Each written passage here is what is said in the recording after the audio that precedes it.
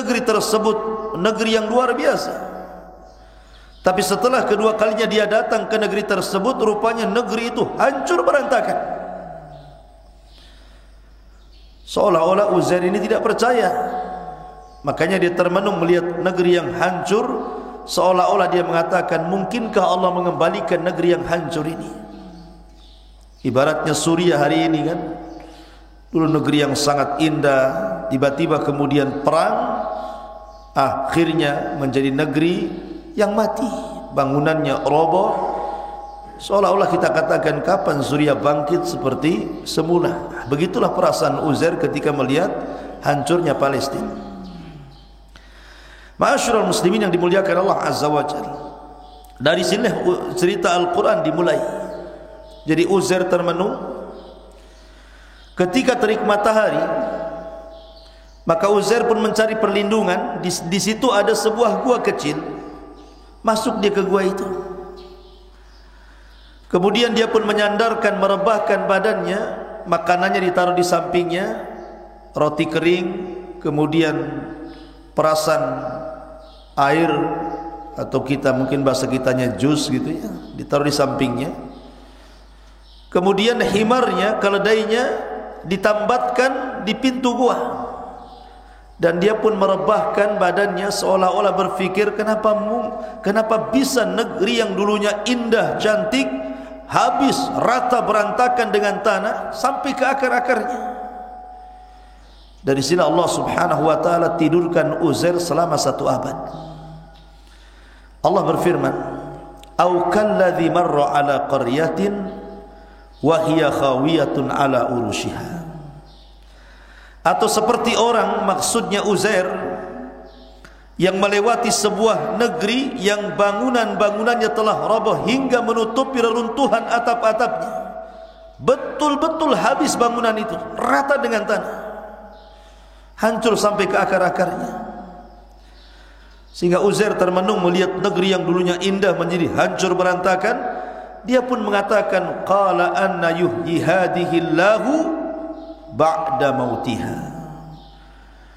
Bagaimana mungkin Allah menghidupkan kembali negeri ini setelah hancurnya? Tentu ini bukan keraguan Uzair kepada Allah, tidak. Uzair seorang nabi. Ada juga mengatakan rajulun saleh, seorang yang saleh. Ini hanya hati yang bicara. Uzair tidak ragu dengan Allah mampu menghidupkan, cuman dalam waktu sekejap. Mungkinkah Allah menghidupkan kembali negeri yang sudah hancur? Dari sini Allah Subhanahu wa taala ingin membuktikan bahwa Dia ala kulli syai'in qadir, atas segala sesuatu maha mampu. Mau menghancurkan kota, mau membangun kota, Allah maha mampu. Maka Allah katakan, fa amatahu Allahu mi'ata amin thumma ba'atha. Tiba-tiba Uzair pun ditidurkan Allah selama 1 abad.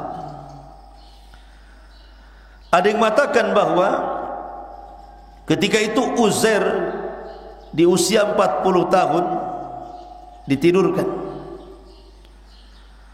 Kemudian setelah dia ditidurkan 1 abad, ketika dia bangun otomatis usianya sudah bertambah kan, 140 tahun. Artinya sudah tua. Akan tapi yang 100 itu tetap saja ketika dia dibangunkan oleh Allah, badannya seolah-olah masih usianya 40 tahun, masih bugar, masih segar, masih muda gitu. Sama dengan Isa bin Maryam ini diangkat di usia 32 tahun ke langit. Ada yang mengatakan 34. Tapi di langit bukan berarti kemudian tua, karena kan Isa kan lama di langit dan akan turun di akhir zaman kan. Tidak, dia turun sebagaimana naiknya. Begitu juga Ashabul Kahfi. Jadi tidurnya itu tidak dianggap gitu ya.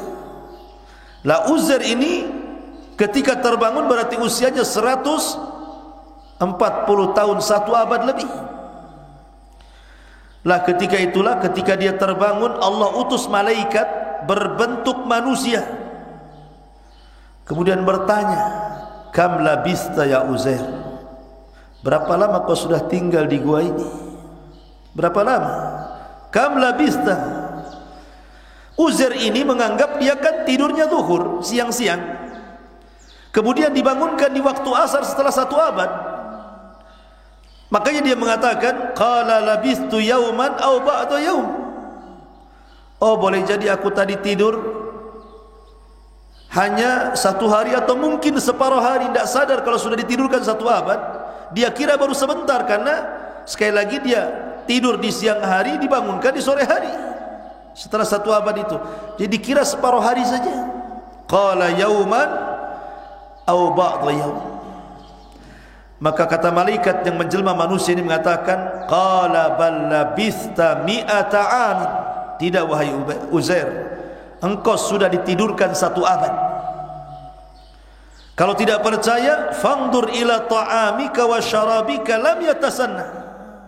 Lihat makananmu, roti keringmu, jusmu yang kau letakkan di samping itu, lam yatasanna, tidak berubah sama sekali. Okelah, yang namanya makanan, minuman tidak bisa dijadikan tanda karena tidak ada ruh. Tapi lihat, Allah akan jadikan sebuah pertanda, wanzur ila himarika walinaj'alaka ayatan linnas. Tapi lihat keledai itu. Jadi Uzair melihat makanan tidak ada yang berubah sama sekali. 100 tahun itu makanannya, minumannya tidak ada berubah sama sekali. Tapi diperlihatkan keledai, keledainya sudah tidak ada. Yang ada hanya tulang-tulang saja berserak-serak di pintu gua itu. Di sini Allah hendak menjadikan Uzair sebuah tanda-tanda kekuasaan Allah. Allah mampu menghidupkan benda yang mati. Apa yang terjadi? Wandur ilal idham kaifa nunsizuha thumma naqsuha lahma. Uzair melihat tulang-tulang itu, tulang-tulang keledai yang sudah berserak di depan gua itu. Tiba-tiba Allah rangkai kembali tulangnya di hadapan Uzair. Jadi tulangnya itu bergerak-bergerak, kemudian nyambung satu-satu, mulai tulang rusuknya, tulang kepalanya, tulang ekornya, tulang kakinya. Setelah terbentuk seperti tulang keledai, tiba-tiba Allah datangkan daging-dagingnya, kemudian disatukan kembali. Kemudian Allah datangkan kulitnya, kemudian disatukan kembali. Kemudian Allah datangkan bulu-bulunya, kemudian disatukan kembali. Setelah betul-betul keledai itu berbentuk, Allah tiupkan ruh. Ketika ruh masuk ke dalam keledai itu, berteriaklah keledai Uzair ini seolah-olah mengatakan, kiamat telah bangkit, kiamat telah bangkit. Uzair melihat itu tercenganglah, ikhwan. Takjub, kok bisa gitu ya? Langsung di hadapan matanya bagaimana tulang itu kembali berbentuk seekor keledai. Dari sini Allah mengatakan, falamma tabayyana lahu qala a'lamu anna Allah ala kulli syai'in qadir. Maka ketika telah nyata bagi Uzair kekuasaan Allah Azza wa Jalla, Uzair pun mengatakan, a'lamu anna Allah ala kulli syai'in qadir. Saya mengetahui bahwa Allah maha kuasa atas segala sesuatu. Kemudian keluarlah dari gua dengan keledainya. Dilihatnya kota Palestina itu sudah kembali banyak bangunan di mana-mana. Perekonomiannya tumbuh, manusianya sudah ramai. Tidak sebagaimana pertama kali dilihatnya, tidak ada orang satupun. Tidak ada bangunan satupun. Sekarang sudah 1 abad berlalu, rupanya bangunan sudah di mana-mana, pasar sudah hidup, ekonominya sudah hidup, manusianya sudah banyak. Dari sini keraguan-raguan Uzair di awal ayat mengatakan, anna yuhyillahu ba'da mautiha, anna yuhyi hadihillahu ba'da mautiha. Allah buktikan dengan annallaha ala kulli syai'in qadir. Atas segala sesuatu Allah itu maha mampu.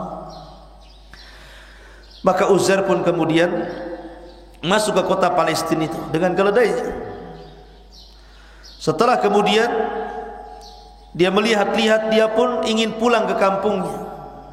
Pulanglah Uzair kembali ke daerahnya. Subhanallah, betapa kagetnya Uzair. Tidak ada satupun manusia yang mengenali dirinya, dan dia pun tidak mengenali mereka. Sudah banyak perubahan, banyak bangunan-bangunan baru, jalan-jalan baru, sehingga kaget dia. Dia berusaha mencari rumah dia, masuklah dia ke dalam alamat yang dituju. Ketika masuk ke rumahnya, dia kaget karena tidak ada orang yang dikenalinya, kecuali ada seorang ajuz, seorang kakek, seorang nenek yang sudah tua renta, usianya sudah 120 tahun. Rupanya dia budaknya Uzair ketika Uzair meninggalkan rumah usianya 20 tahun, sehingga sekarang sudah usianya 120 tahun, sudah nenek-nenek. Sementara Uzair masih muda masalahnya dan buta. Kemudian ketika dia mengatakan kepada nenek tersebut, mungkin bahasa kitanya, "Nek, benar ini rumahnya Uzair?" Tiba-tiba nenek ini mengatakan, diingatkan kembali kepada Uzair dan mengatakan, "Uzair sudah keluar 100 tahun. Mungkin dia sudah mati. Kau mencari orang yang salah." Akhirnya Uzair mengatakan kepada ajuz ini, dia mengatakan, "Nek, ana Uzair, saya Uzair." Kata nenek tersebut, "Enggak yakin. Kalau engkau adalah Uzair, Uzair itu mustajabud doa. Dia orang yang doanya pasti diijabah. Kalau memang engkau adalah Uzair, tolong berdoalah kepada Allah untuk menyembuhkan kedua mataku yang buta dan aku bisa sembuh dari setrukku sehingga aku bisa berjalan." Akhirnya Uzair pun berdoa kepada Allah, diusapnya wajah nenek tersebut, tiba-tiba bisa melihat. Kemudian diusap seluruh badannya, tiba-tiba bisa bergerak. Ketika dia melihat Uzair dengan kedua matanya, dia berteriak dan mengatakan, "Ha huwa Uzair, ha huwa Uzair." Inilah Uzair, inilah Uzair. Akhirnya manusia berkumpul di mana-mana. Kemudian mereka pun meminta Uzair untuk membacakan Taurat kepada mereka. Maka sejak itulah Uzair mengajarkan Taurat dari hafalannya kepada Bani Israel, yang berujung akhirnya Bani Israel menuhankan Uzair. Wa qalatil yahudu Uzair ibnullah wa qalatin nasara al-masih ibnullah dzalika qauluhum bi afwahihim yudhahi'una qawla alladhina kafaru qatalahumullahu anna yufakun. Berkata orang-orang Yahudi, Uzair itu anak Allah. Kenapa disebut anak Allah? Karena Uzair itu mampu menghafal Taurat masalahnya. Nabi Musa saja tidak hafal Taurat, dia berdakwah dengan papannya. Tapi Uzair ini mampu menghafal Taurat ketika Taurat hancur tak berantah kemana. Dia sanggup menghadirkan Taurat dengan hafalannya betul-betul sempurna, sehingga orang-orang Yahudi mengatakan jangan-jangan Uzair itu anak Tuhan katanya. Makanya kemudian mereka mengatakan Uzair itu anak Tuhan. Wa qalatil yahudu Uzair ibnullah. Sementara orang-orang Nasrani mengatakan Al-Masih Isa bin Maryam justru anak Tuhan. Itulah perkataan mirip seperti orang-orang musyrikun. Qatalahumullahu anna yufakun. Semoga Allah binasakan mereka. Betapa jeleknya ketika mereka membuat kedustaan. Inilah kisah di antara kisah-kisah Uzair. Ada yang mengatakan Uzair sekarang kuburannya berada di kota Uzairiyah, sebelah timur Quds. Di sana ada masjid namanya Masjid Uzair. Ada juga yang mengatakan bahwa kuburan Uzair itu di sebuah tempat namanya Muhafadhatul Imarah, sebuah kota yang disebut dengan Imarah sebelah barat Irak. Wallahu alam. Tapi yang jelas bahwa Uzair adalah salah satu nabi dari nabi-nabi Bani Israel.